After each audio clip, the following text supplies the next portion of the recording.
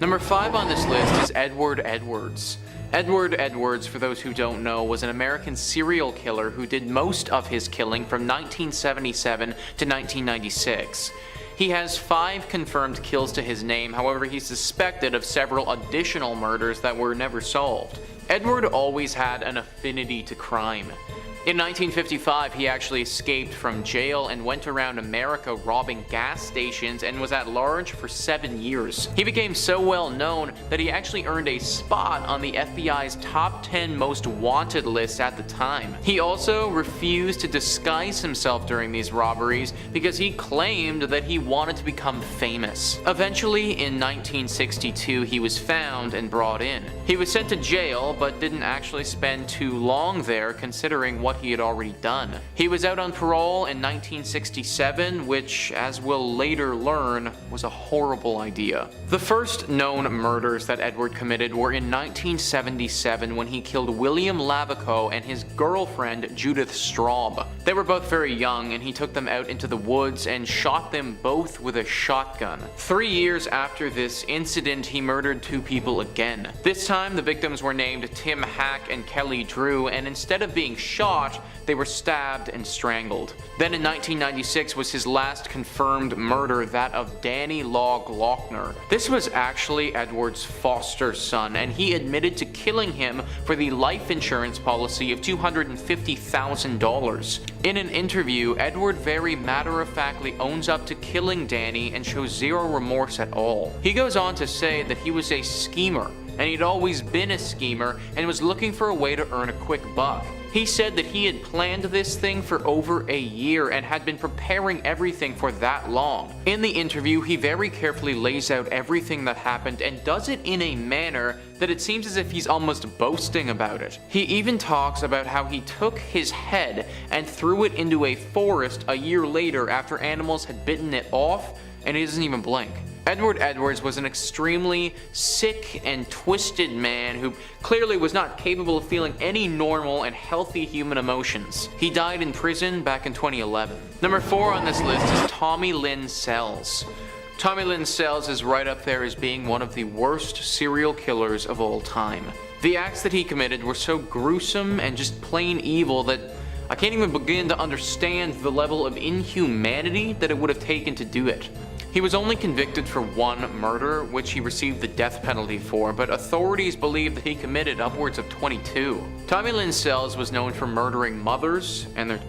He didn't just stop with them though, also killing the fathers from time to time, but there was definitely a bit of a pattern involved with the mothers. In an interview that he had while he was still alive, he comes up with a sick and twisted reason as to why he did this. I know what I went through as a child. The nightmares, the drama, the reality of who I was and what was done to me. I never wanted that to happen to another person. Tommy Lynn Sells argues that he killed children to put them out of their misery. I don't even know if there are adjectives in the English language to describe how messed up that is. Tommy Lynn Sells was eventually executed on April 3rd, 2014. Number 3 on this list is Bernard Giles. Bernard Giles is currently serving several life imprisonments for killing 5 between September and November of 1973. He was only 21 years old when he committed these crimes and had a wife and a child at the time. He would get in his vehicle and drive around on highways looking for young women who needed a lift. These hitchhikers would get into his car, and before they knew what was happening, Bernard would strike. In the clip that I'm about to show you, Bernard is far older. A lot of years have passed since he's been imprisoned, but here he tries to recount his first killings. That day that you went out, when you did kill for the first time, was that a morning when you woke up and you were with your wife and daughter and something hit you and you went, no. Today may be the day? Every day may be the day. Every day? Every day may be the day. So there are multiple things about that clip which makes it one of the most chilling to me. I think what really gets me though is how he talks about every day being the possible day. Literally at any point, without warning, these serial killers could snap and then go on a rampage. and they don't even remember who it was that they killed. At least we know that Bernard Giles will be spending the rest of his existence locked behind bars. Number 2 on this list is Ted Bundy. Ted Bundy was one of the most ruthless and prolific serial killers that we've ever known. He targeted young women in the 1970s and confessed to killing over 30 of them. How many women he actually killed is unknown, but the number is thought to be significantly higher than that.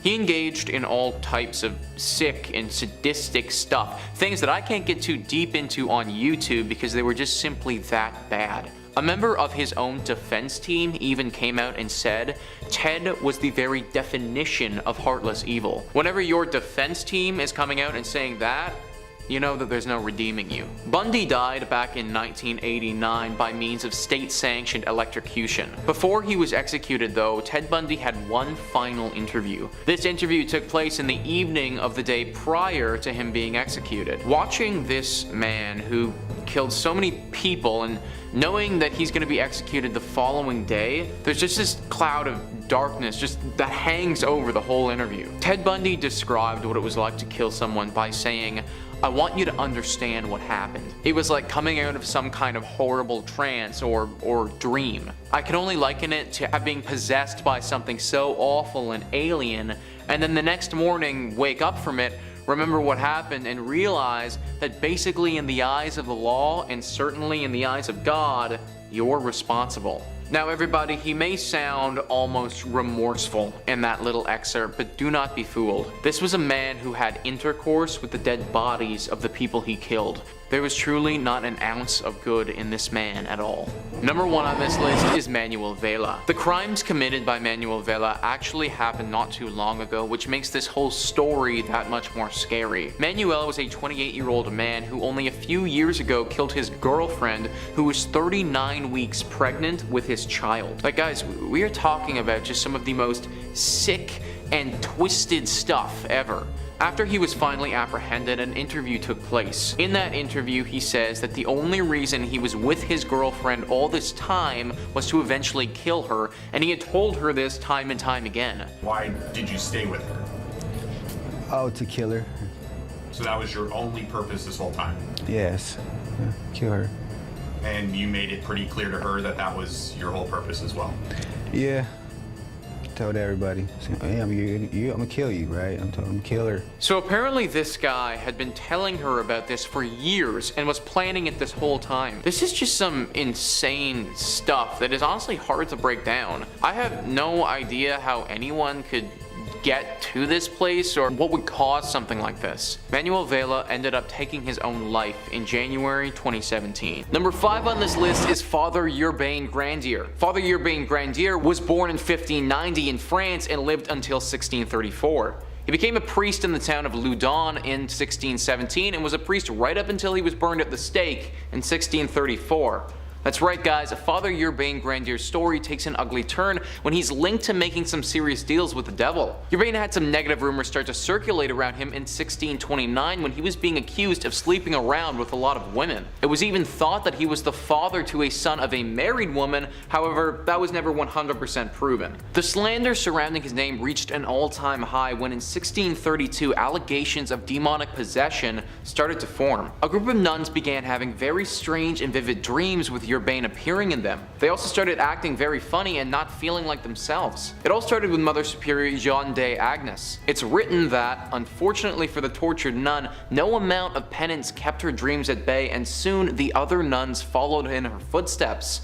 This plague of nightmares swept its way through all of these nuns, and they all reported having Urbain in their dreams. The nuns started to fling accusations at Father Urbain Grandier and said that he'd gotten a demon to possess them. The demon that most people link to this possession is Asmodeus, who's a prince of demons, a demon that represents lust. That being said, a bunch of other demons were tied to this possession as well. Zabalon, Iscaron, Astaroth, Greciel, Amand, the list goes on and on about the possible demon or demons that Father Urbain Grandier sent down to haunt these nuns. Considering his character was already getting called into question, it wasn't difficult for people to believe that he'd called upon Asmodeus to do his evil bidding. A trial took place following the reports, but the verdict of guilt was swift, and after some extensive torture, Father Urbain Grandier was put to death by being burned at the stake for making dealings with the devil. Number 4 on this list is from a Reddit user called McCallum Mary. They tell a very interesting story of how their friend got possessed by a demon in a newly purchased house and the ramifications of that. I think they do a good job telling this story, so for the purposes of this video, I'm going to quote their post. When I was in high school, my friend moved into a farmhouse. That house had a barn and a basement with stairs that led to nowhere. The previous owner killed himself in the barn because, and they put this in quotations here, the resident told me to. When moving into this house, my friend would never step into the barn. Not once would she even walk towards it. We thought it would be fun to have a seance because we were young and stupid. We had the candles and everything.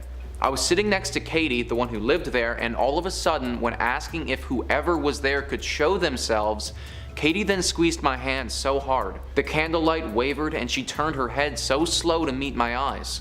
What she said I will never forget. "Let's go to the barn. Someone's there who wants to talk to us." I let go of her hand and stood up. My other friends there turned on the lights and she blinked at us. What happened? To this day, she can't remember that night. A week after our seance, her dad was found in that barn. He shot himself, and in his letter he said, "I'm sorry, I had to listen," as if something had told him to do it. This is a true story. It could have been coincidences back to back, but it will always scare me. So that's a really interesting story, and it reminded me of a tale that we talked about on this channel previously. In Scotland, many centuries ago, the settlers of the area defied a witch by taking over her land and not upholding the bargain that they'd struck with her. They eventually went on to kill her. This caused this witch to haunt the area, and most specifically the barn that was there. Now, we don't know where this place was, and I would find it an overwhelming coincidence if this happened to be the same Scottish barn, but I wouldn't be surprised if a similar story is what caused a demon to haunt this place. Sadly, I couldn't find out exactly who the demon was in the place the Reddit user described, but it's possible that it has been there for hundreds of years, preying on anyone who enters its lair. Number 3 on this list is the demon Dagon. This demon was prevalent in possessing people during what we call now the Louveniers possessions. This was a series of demonic possessions that occurred at the Louveniers convent in 1647. In this instance, 18 separate individuals claimed that they had been possessed by a demon. This all started with 18-year-old sister Madeleine Bavent. She was the first victim of these demonic possessions and was the first one to come forward about her story. Up until that point, her life had been very hard and she was often mistreated growing up. If what she claims was actually true, then that mistreatment carried over into her adulthood as well. Father Thomas Boule was the current leader of the convent and succeeded Father Mathurin Picard for the title. Father Mathurin Picard had died earlier that year. However, it was said that both men were responsible for having demons possess these nuns, with Father Picard's spirit being present during the proceedings. It was reported that these two men took Sister Madeleine Bavent to a witch's sabbat, and when they were there, married her to the devil and had him perform sexual acts with her. This was accompanied by the disembowelment and murder of 2 other men that were present at this ritual. Madeleine referred to the devil as Dagon and said that that was the name that he had given to himself. After Madeleine came forth, so did a bunch of other nuns as well. The count finally got up to 18 of them who had come forward, and they all told a similar tale. There were also reports of these nuns speaking in tongues, contorting their bodies, and levitating, just as somebody might if they were possessed by a demon. Public exorcisms were held, and the entire town showed up to watch as these nuns were exorcised of the demons that had been forced upon them. Father Thomas Boule was in the thick of it now, and there was nothing to save him from being burnt at the stake. However, it's also interesting to note that Madeleine Bavent was also sent to the dungeons to live out the rest of her days. I'm not really sure the logic behind that decision, considering she was the victim of Father Thomas Boule and also the demon Dagon, but I guess they did things differently back then. Number 2 on this list is the demon Riga. This story comes from another Reddit user. They say that they don't remember any of it, but this happened to them when they were only 2 years old. Apparently one evening this person, when they were only 2, was lying awake in bed and they started screaming at the top of their lungs. Now, this isn't completely uncommon for a 2-year-old to do, but what happens next is, I'm going to quote their post here as they say, "I got off the bed and started running in circles while screaming and crying in terror. It was not a nightmare since I was awake, and I was not playing nor demanding anything since I was just scared out of my mind. Nothing like this had ever happened before. I was the only child in the house. This went on for some random time at night and until dawn. It would only stop at dawn. I did this every single night, non-stop, for 6 months." End quote. Now that is definitely a strange thing for a 2-year-old to be doing, and quite demonic if you ask me. The parents knew that this was a big problem. Their child would claw and bite at them whenever they tried to calm him, and they weren't sure how to handle it. Eventually they decided that going to a priest was the right thing to do, but even they couldn't find the answer. They apparently visited as many priests as they could, but still the problem persisted. That was right up until one priest, while performing a ritual on this child, managed to extract some information. It turns out that our Reddit user was possessed by a demon, and that demon's name was Riga. They couldn't get a whole lot more information, however they did learn that Riga was an inhabitant of not only the child, but also the home. The parents understood exactly what this meant, and wasting no time at all, they moved houses. This clearly was the problem, because the second that they got to a new residence, the demonic possession of Riga ceased, and their baby, our Reddit user, was calm. Sometimes these demons will only possess us for a time, and when they get what they want, which in this case was for these people to leave their house, then they'll also leave. Number 1 on this list is the demon Balberith. This demon was rampant in possessing people in the Aeon province possessions. Similar to some of the other cases that we've looked at today, this pandemic of possessions made its way through a convent of nuns. Clearly, these nuns really had it rough during the early 17th century. The first report to come out came from Madeleine de Demandaux. She was an aristocrat who joined the Ursuline convent at Marseille in 1607. It wasn't long before she'd reported to the Mother Superior that she actually had an affair with Father Louis Goffardy, who was also at that convent. The Mother Superior was obviously shocked at this news and thought it best to remove Madeleine and send her to Aix. This was to get her away from Father Goffardy and distance her from the scandal. It was when she got to her new location though that she started to notice the symptoms of demonic possession. In 1609, Madeleine started to exhibit all of our classic telltale signs. This included convulsions, foaming at the mouth, speaking devilish languages, reacting strangely to religious paraphernalia. These symptoms spread like a disease to all of the other nuns that were close to Madeleine, and similarly to my other entries on this list, you immediately had a bunch of nuns that were now demonically possessed. These nuns were hit hard with these demonic possessions as well, with a lot of them speaking a voice that wasn't their own. The church responded swiftly and started performing exorcisms as best as they could. Most attempts though were unsuccessful. However, it was during one of these exorcisms in 1910 that Father Goffardy's name was thrown into the mix. Madeleine claimed that he seduced her and brought her to a demonic ritual. This ritual was used to summon the demon Balberith, which then possessed Madeleine. Other nuns started to make the same claim, and soon Father Goffardy's name was completely run through the dirt. During a session of torture, he confessed to the crimes and was sentenced to death. This case of a demon possessing a group of nuns was the first one in France and set the precedent for the other two that I've previously spoken about. Coming in at number 5, we have Oradour Church in France. Located in central France, a few miles from Limoges lies a now abandoned town called Oradour-sur-Glane. The town is now filled with empty houses, train lines that are out of order, and a sign of tragedy. With roadside walls pocked with bullet holes, fire marks, scorching stone houses, the church roof has gone through some massive explosion. This tragedy happened on June 10th, 1944, when Adolf Diekmann received information from members of the Vichy regime that SS officers had been captured and were being held by members of the French resistance at Oradour-sur-Vaires. Diekmann led his team to Oradour-sur-Glane intent on revenge. Whether he went to Oradour-sur-Glane instead of Oradour-sur-Vaires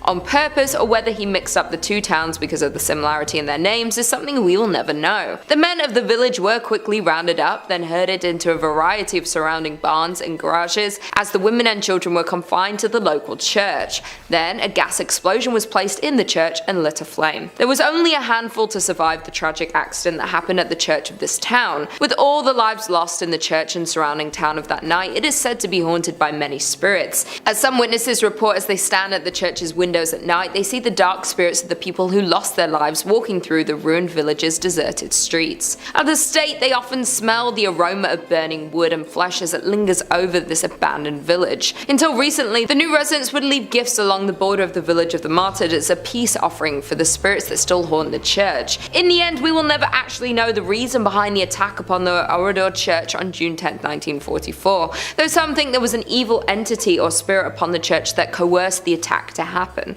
Coming in at number 4, we have St. Mary the Virgin, England. In an English village, you'll find the Church of St. Mary the Virgin, built around 1350 just outside the main settlement. The church in Clophill, Bedfordshire was abandoned for around 170 years after it fell into disuse in the 1840s. There are a few odd things about this ancient little church, the most significant being that it was supposedly built facing the wrong direction. Churches are traditionally oriented to face east, the direction from which the sun rises, which in the Christian religion is associated with the location of heaven and the return of the Messiah. Churches are positioned with the altar facing east so people will pray in that holy direction. Some have claimed that because St. Mary the Virgin Church faces away from God, it thus opens its doors to hell. Indeed, the church has a long history of reported hauntings and supposed satanic rituals. The 14th century church was reportedly used for satanic rituals in the 1960s. As rumor has it, bones were dug up and arranged in satanic patterns. Paranormal investigator has speculated that some kind of black magic was performed at a church in Clophill, making it one of the most haunted places in Bedfordshire. The investigator explained that there's definitely something strange going on at the church, and this personal view is that it's down to black magic practices held there. He explains that he has also had many people confess the terrifying experience that they've had with the church.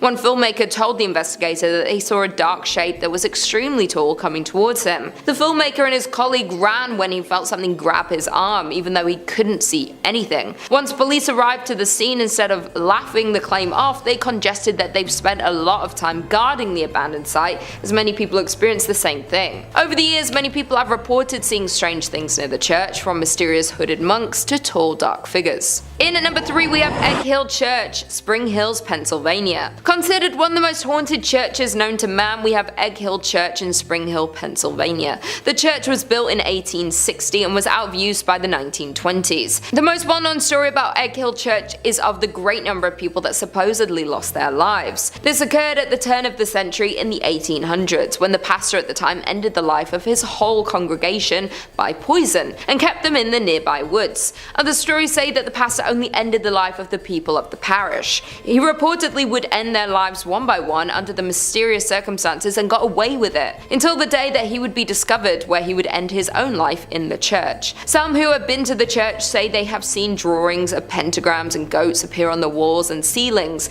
written by some unknown entity. Others say that from outside the church you can hear strange noises coming from the inside when the church is locked up and supposedly empty. Some claim the sounds are similar to children's voices. Therefore, there is no doubt that this haunted church has the potential to be cursed by the devil. In at number 2, we have Aquia Episcopal Church in Virginia. This church is said to be one of the most haunted churches in Virginia. Legend says that the church and the church graveyard, which has graves dating back to 1738, are both home to paranormal activity that has taken place for over 200 years. Even the early years of the church being opened were marked with tragedy. In the mid-18th century, a woman was hiding from a group of men within the church's walls and lost her life. Even more upsetting was the fact that she was not discovered until years later, when the church reopened after the Revolutionary War. No one knows exactly the details of the loss, yet there have been several claims of paranormal activity since. Her hair just as blonde as the day she lost her life. At that time, the church had lost funding due to the Revolutionary War, and that might have been the reason why no one discovered her body until later. Moreover, it's been said that blood stains from the murder remained on the floorboards for nearly 100 years,